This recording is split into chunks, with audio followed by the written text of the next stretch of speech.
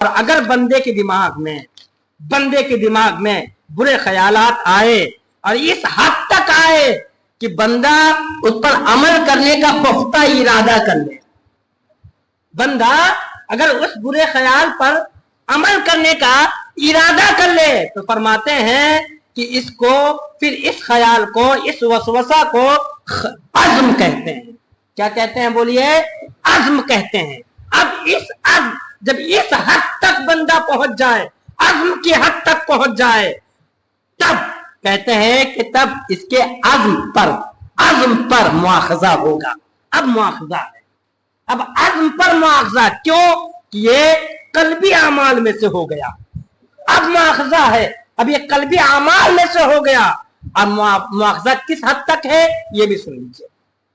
بندے کے ذہن میں کوئی برے خیالات آئے اور اس پر عزم کر لیا کہ اس کو کروں گا، اور اسباب مہیا نہ ہونے کی وجہ سے، اسباب مہیا نہ ہونے کی وجہ سے کیا نام ہے، اس کو نہ کر سکا، اور جب نہ کر سکا تو عزم ہوا، یعنی گناہ تو ہوا لیکن اس پر کوئی حد مقرر نہیں ہے، وہ عمل کرنے کی طرح گناہ نہیں ہے۔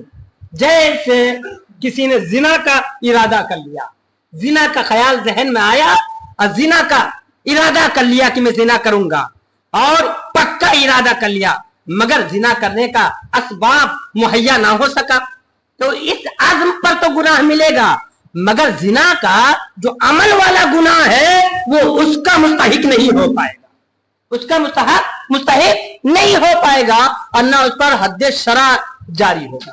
جیسے زنا کا حد کیا ہے؟ 80 کوڑے ہے، اور اگر شادی شدہ ہے تو اس پر تو سنسار ہے۔